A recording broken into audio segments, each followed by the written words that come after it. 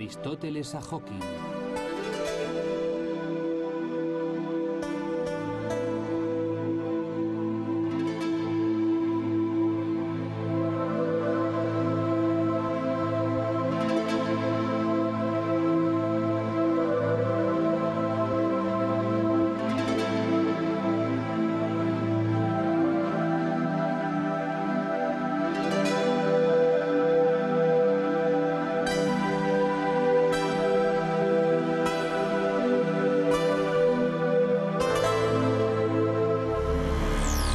La naturaleza universal del alma.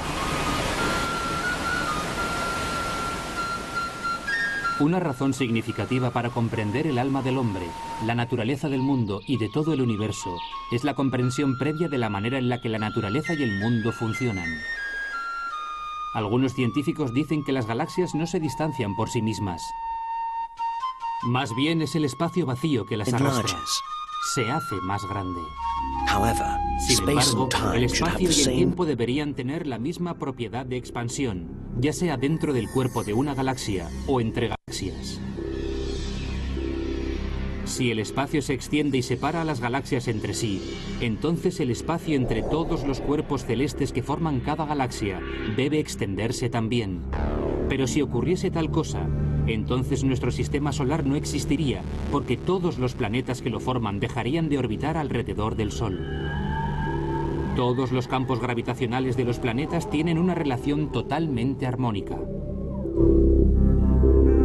Creo que pronto se demostrará que la distancia entre las galaxias no se debe a la expansión del espacio vacío, sino a un fuerte campo gravitacional en la lejana corteza del universo, que las atrae hasta absorberlas, debido a su desmaterialización que se producirá debido al aumento de su velocidad. Supongo que las fuerzas y velocidades que pueden existir en las fronteras del universo son excepcionalmente complejas para absorber las galaxias y convertirlas por su velocidad en luz. Sin embargo, la velocidad de un cuerpo al distanciarse de un observador no se calcula simplemente en la línea recta visual que las conecta, sino de manera simultánea en el ritmo de revolución del cuerpo con respecto al espacio universal.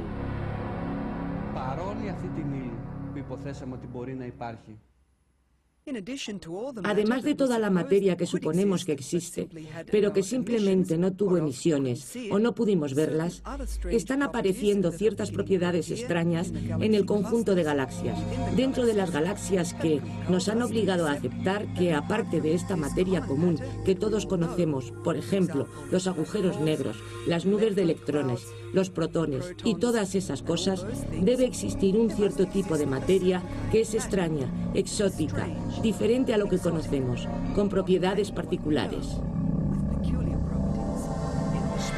¿En el mismo entorno de espacio-tiempo?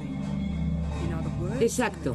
En otras palabras, en el conjunto de galaxias, en el universo, debe existir otro tipo de materia, desconocida para nosotros, que nos permitiría explicar las propiedades que no se pudiesen explicar mediante la materia común que conocemos. Esto es lo que llamamos materia fría. Eso debe ser materia subatómica. Estamos hablando de una materia que llamamos informalmente exótica. No tiene nada que ver con la materia con la que no estamos familiarizados. Pero esta materia, con la que no estamos muy familiarizados, no sabemos lo que es. ¿En qué se basa esta hipótesis? Es sencillo. Este material debería tener ciertas propiedades extrañas que explicarían las propiedades extrañas que medimos en los espacios del conjunto de galaxias y en nuestro universo general.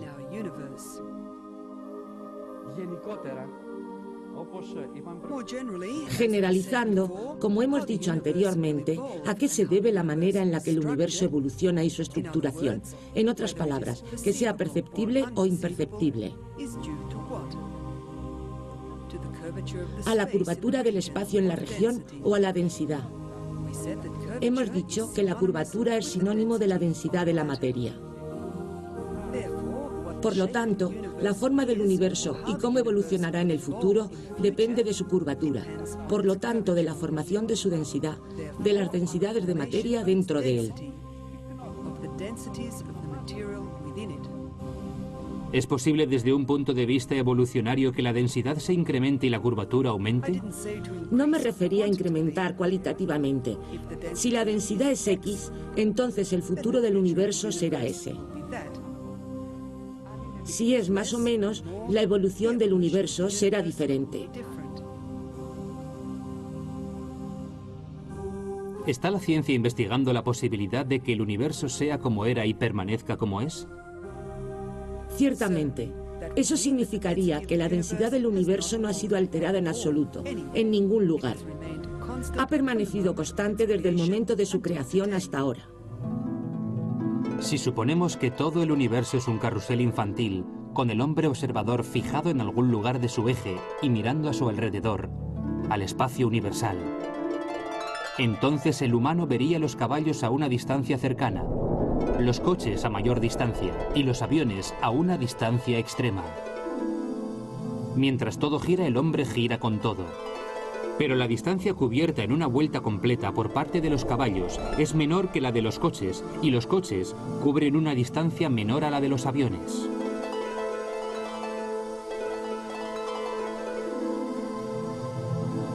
Si suponemos que el eje horizontal del carrusel se extiende hacia el exterior, entonces arrastra a los caballos, los coches y los coches con él, teniendo como consecuencia que la persona situada en el centro del eje, que les observa mientras gira con ellos, puede ver cómo se distancian de él, pero no puede percibir la velocidad con la que giran alrededor del eje por la simple razón de que está situado en el radio del mismo eje, que le conecta con ellos y que le hace girar con ellos. En el instante del Big Bang se crea el tiempo tal y como lo entendemos.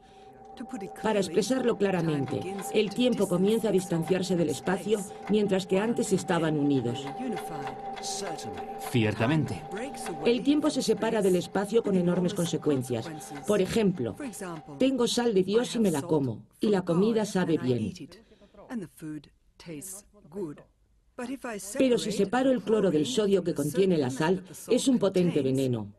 Cuando el tiempo se une al espacio, constituyen un espacio cuatridimensional que tiene ciertas propiedades. Cuando comienzan a separarse y el tiempo se separa del espacio, entonces tanto tiempo como espacio adquieren propiedades que no tenían antes. ¿A qué se refiere antes? Antes del nacimiento del universo. En otras palabras, no estamos hablando del nacimiento del universo, sino de una manifestación que tiene lugar dentro de un universo que siempre existe. Así que llegamos a la conclusión de que el universo siempre existió en otro tipo de manifestación, y dentro de este marco general del universo, este pensamiento es muy reconfortante. Y dentro de este marco general del universo, para un suceso concreto, digamos una particularidad de la naturaleza, la peculiaridad de las leyes u otras correlaciones de otras leyes, desencadena el Big Bang, la gran explosión que no está dentro de un cero, sino dentro de un estado que puede ser o no ser constante.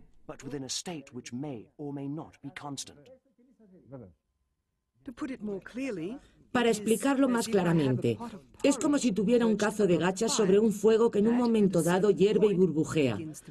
Si mido el número de burbujas, en un momento dado puedo hallar un número específico.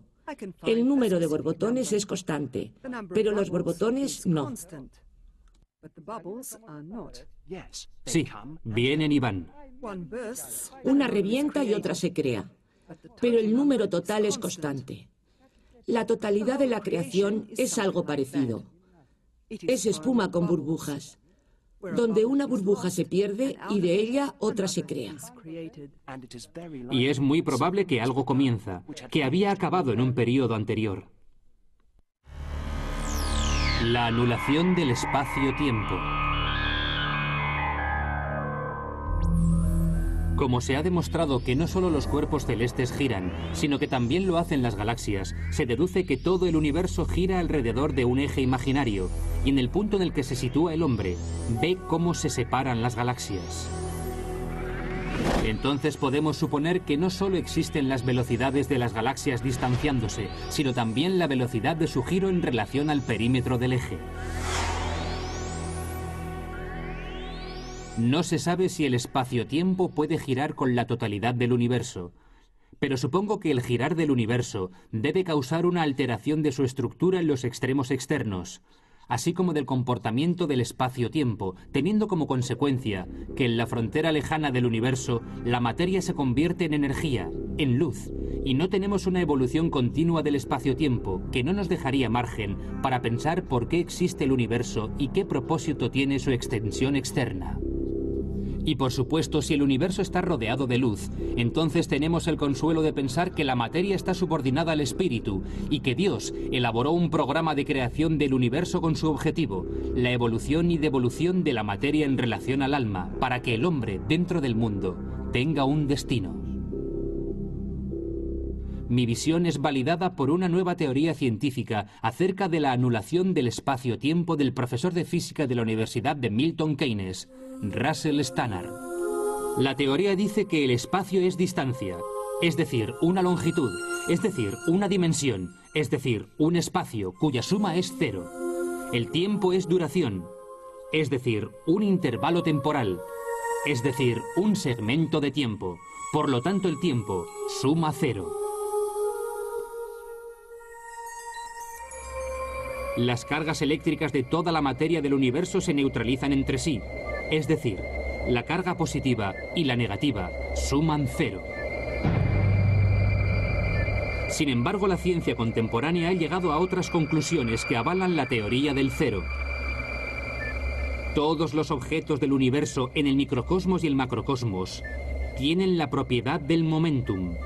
El momentum es la tendencia de un objeto a moverse en el espacio-tiempo. Pero como los objetos que se mueven de izquierda a derecha son iguales que los que se mueven de derecha a izquierda, obtenemos una suma momentum total de cero. Otros muchos objetos en el universo poseen otra propiedad llamada momento angular. Rotan o trazan círculos geométricos. Las partículas elementales se caracterizan por girar. Pero es sorprendente que la mitad de los círculos geométricos producidos por el movimiento de los objetos del universo se mueven de izquierda a derecha y la otra mitad en la dirección opuesta. Por lo tanto, el universo como un todo no rota, lo que da una suma de cero. La conclusión general es que el microcosmos y el macrocosmos son dos fuerzas iguales con un centro de contacto igual a cero. Si el cero fuera un espejo redondo que mostrase el universo, su imagen sería idéntica excepto por el hecho de que nunca sería invertida. Este es el cero producido por el universo. En un libro que comencé a escribir en 1980 y publiqué en 1993, llamado El Gran Testamento, describo el universo como una ostra abierta y hablo de la siguiente teoría personal. Todos los valores de la materia y de la energía del universo, incluidos todas sus manifestaciones, todas las leyes que lo gobiernan, tienen su opuesto equivalente en una unificación potencial llamada eternidad. Siempre he creído que el universo da una suma de cero, precisamente porque es eterno.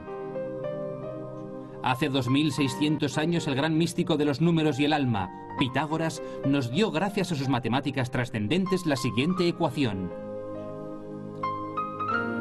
Cero multiplicado por infinidad es igual que el monad.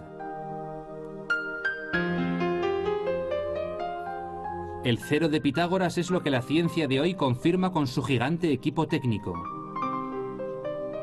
El 1 es lo que encierra el cero dentro de él como ley, como una posibilidad, como una esencia. El 1 es Dios, el 0 es el universo en eterna, completa y autoexistente evolución y devolución.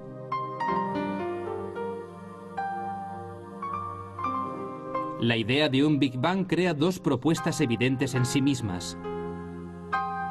La primera propuesta es que en caso de un comienzo del cosmos a partir de una explosión, entonces ciertamente en algún momento tras billones de años habrá también un fin, el Big Crunch.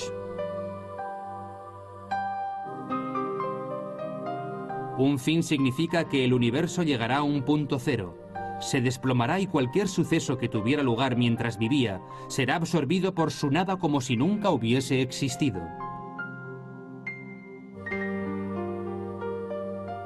Por lo tanto, el universo es temporal, sin necesidad de tener un alma, que es el lazo que lo conecta con la eternidad. La segunda propuesta determina que el universo siempre ha existido, es decir, tiene un origen divino y por lo tanto tiene un destino divino. Esto declara científicamente que existe una posibilidad de que el espacio-tiempo sea finito y no infinito, pero no restringido, es decir, sin límites. El origen y destino entrañan la noción de un alma eterna. La existencia de un alma es inherente a la idea de eternidad y una demuestra la existencia de la otra. Por encima de todo, la eternidad demuestra el propósito del ser, no solo como existencia, sino como una forma de pensamiento cuando el ser es inteligente. En otras palabras, hombre.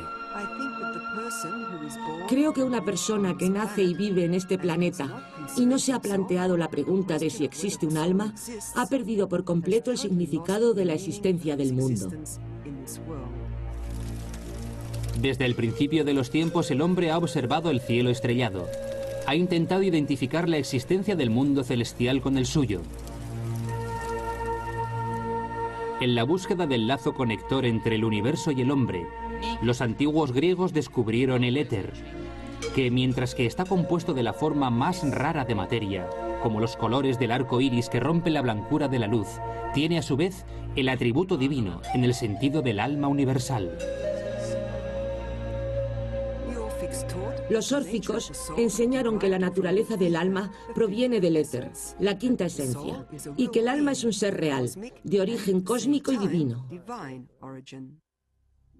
Y con respecto a la naturaleza del mundo y del alma, los pitagóricos creían que el alma era un compuesto del monad, que es una esencia divina e indivisible, y el diad, que es una esencia divisible y separable en muchas partes.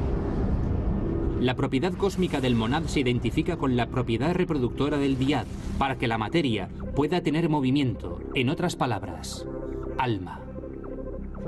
Platón, en su obra Timaeus, discutió el punto de vista pitagórico de que Dios compuso la forma del alma a partir de lo invisible e inmutable y de lo indivisible. De estas dos esencias, la indivisible y la divisible, surgió una tercera situada entre ellas. Esta esencia que constituye la naturaleza del alma no se aplica al hombre solamente, sino a las estrellas en el cielo también, según Platón. Platón, en su obra Phaedrus, dice que su profesor Sócrates une el alma a una fuerza innata que se asemeja a la cuadriga arrastrada por caballos voladores, conducidas por un conductor de cuadrigas. El conductor confirma que mientras él tira de los caballos en la misma dirección, un caballo es bello y tiene buen carácter, y otro es lo contrario, es feo y tiene mal carácter. Debido a la oposición entre los dos caballos, la trayectoria del carruaje es difícil, persistente y diferente para cada alma. Las almas que tienden hacia los dioses que se asemejan a ellos elevan la cara del conductor y la dirigen hacia las estrellas, hacia el firmamento celestial. Las almas a veces se elevan al cielo y otras descienden a las profundidades arrastradas por la fuerza de los caballos. Y ciertamente, Platón, que era un filósofo sistemático, aportó respuestas y buenas respuestas a todas las cuestiones predominantes de la filosofía, la metafísica, la ciencia y la ética. Las formas están en el mundo de la realidad, y el mundo de las cosas es una imitación. Y la participación en la imitación es la forma segura en el mundo de la existencia. Las formas están en el mundo de la realidad y el mundo de las cosas es una imitación, y la participación en la imitación es la forma segura en el mundo de la existencia. El gran filósofo griego Crisipos considera que el alma es un cuerpo sustancial, en otras palabras, es un cuerpo material y espiritual. Crisipos dice que la muerte es la separación del alma del cuerpo. Nada que sea incorpóreo se puede separar del cuerpo y nada que sea incorpóreo toca el cuerpo. Sin embargo, el alma toca al cuerpo y se separa de él. Por lo tanto, el alma es un cuerpo material con una concreta sostenibilidad. En un discurso que di en el chalet, en presencia de otros distinguidos científicos, elaboramos un diálogo acerca del alma aristotélica. Aristóteles, sobre todo en su obra De Anima, se preocupa por su naturaleza como tal, no con su ser, es decir, su sostenibilidad, sino con la manera en que actúa y las potencialidades que puede actualizar, ya que solo a través de su acción podemos descubrir su naturaleza y su esencia. Aristóteles no cree que el alma tenga propiedades metafísicas, sino que sus propiedades se constituyen por las mayores atenuaciones del mundo material. En otras palabras, la luz. En todos los seres del mundo físico, la vida es lo que crea su existencia. La causa y el principio de la vida es el alma, que se identifica con la misma vida orgánica. Las capacidades del alma no son las mismas para todos los seres, los humanos, y algunos tienen solo una, las plantas.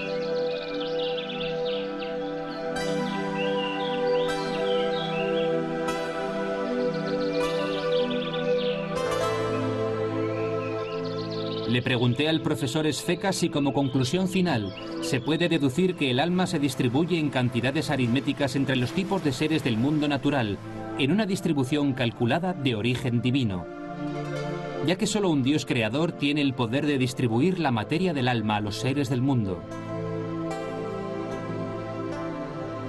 Su respuesta fue que, según Aristóteles, el alma no existe sin el cuerpo, sino que es un tipo de cuerpo con su propia hipóstasis. Para entender la relación entre el alma y el cuerpo en este diagrama se puede observar lo siguiente. Esto es un cuerpo material con una forma particular, un humano. El hombre tiene la posibilidad de movimiento, que es una propiedad de su cuerpo, sujeto a órdenes de su voluntad. Si aceptamos que esta luz es el cuerpo físico del hombre, entendemos que principalmente la sustancia del cuerpo del alma no puede determinarse ni en su relación consigo misma, ni en su relación con el cuerpo humano si le permite estar dentro y fuera del cuerpo. Y esto se demuestra mediante su modo de acción. La acción del alma comprende las siguientes actividades humanas.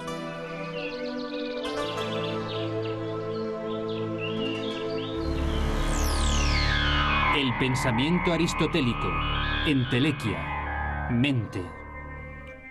La capacidad de pensar genera la sospecha, según Aristóteles, de que el alma es probablemente independiente del cuerpo. Sin embargo, está subsumida entre las capacidades del alma. No hay pensamiento sin el cuerpo. En tanto en cuanto el pensamiento es la capacidad del alma, dormir y la vigilia pertenecen al mundo físico del hombre. Para quedarse inmóvil o moverse, una persona debe pensarlo.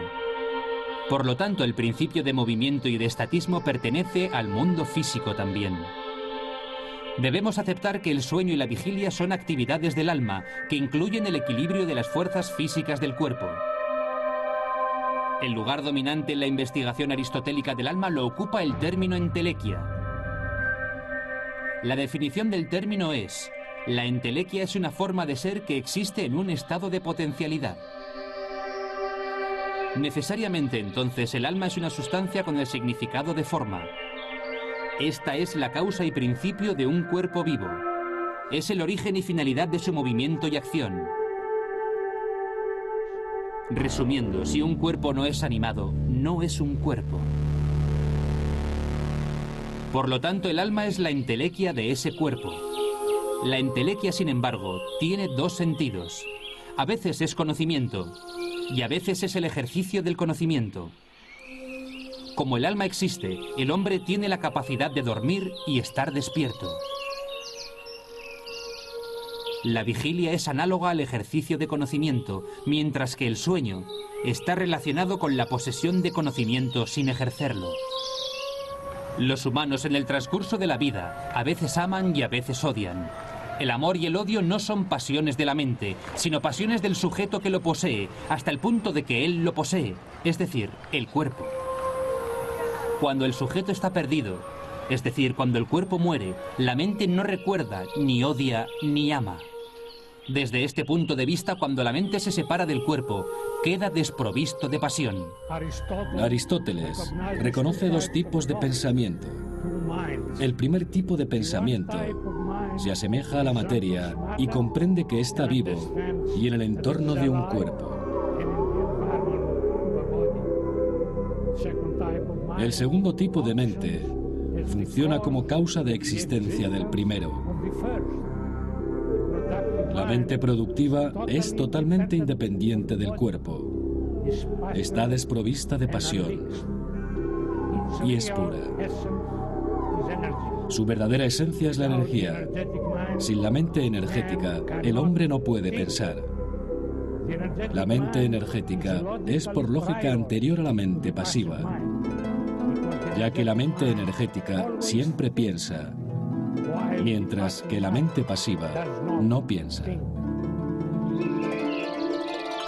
Cuando una mente activa se separa del cuerpo, es tan solo lo que es. De todos los elementos que contiene la naturaleza humana, el único que es eterno e inmortal es la naturaleza esencial de la mente activa. Como la mente energética está desprovista de pasión, tras su muerte no puede conservar ningún recuerdo de la vida que llevamos en el mundo terrenal. La mente desprovista de pasión, con la muerte del cuerpo, no conserva impresiones de acontecimientos o del tiempo. Por el contrario, la mente pasiva, que es pasional y experimenta el impacto de las circunstancias o acontecimientos, desaparece con la muerte del cuerpo. Aristóteles cree que una mente, la activa, es análoga, la material, y que es una con todas las cosas mentales. Cualquier mente concibe lo que se concibe. El otro lado de la mente es pasivo, produce todo y se asemeja a un estado similar a la luz, ya que la luz, de algún modo, hace que los colores existentes se conviertan en colores con energía. Igual que la luz no es una sustancia independiente, sino un producto inseparable de la dinámica de la relación entre luz y color, del mismo modo, la mente activa es un término complejo indivisible de la mente activa pasiva.